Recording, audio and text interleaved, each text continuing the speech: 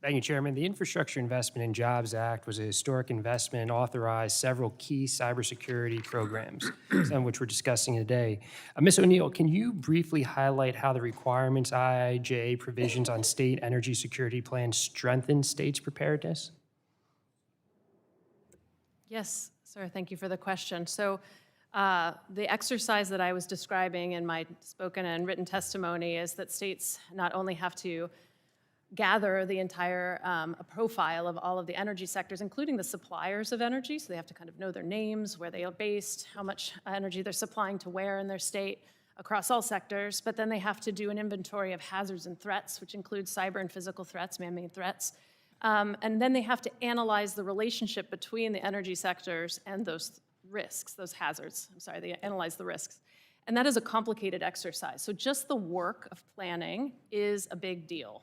So the gathering of information, the analysis of information, and then the conclusion around what priorities do you want to place on which risks, and then what kinds of mitigation. And again, these are states, so they don't fix the infrastructure directly, right? But they can enact policies, they can do studies, they can convene working groups. All of those things can be done in response to those risks. We saw states that were able to secure more staff for energy security because of the production of the plans. We saw legislatures investing more because they could read a plan and understand what the issues were. One of the big things that we saw is that the state agencies work together because, as you know, energy security is multi-agency. And so for the states, this was involving new partnerships across emergency response, regulation, environmental regulation, as well as utility regulation.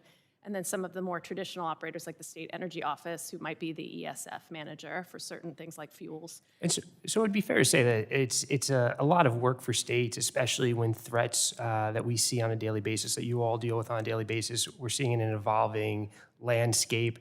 It's resource intensive. I think everybody would agree. Requires coordination across, even within a state agencies, across different state lines and with the federal government.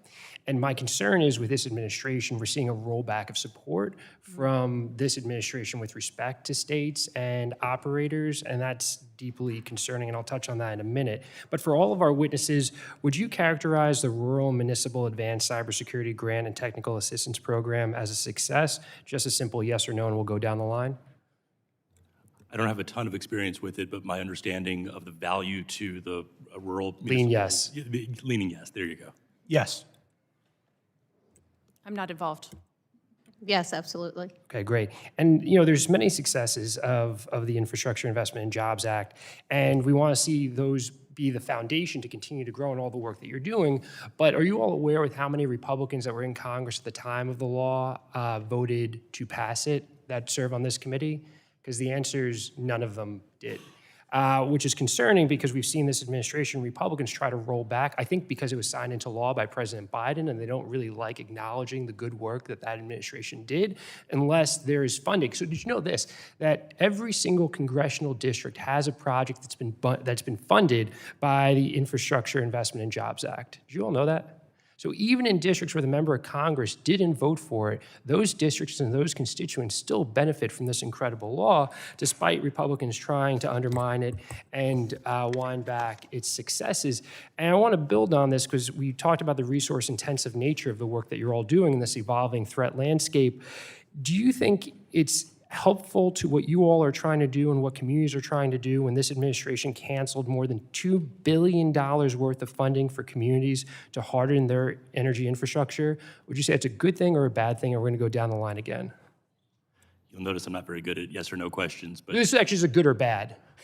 Or good or bad questions, or binary questions. I will simply say I think it's $2 billion, right? And we said it's resource intensive.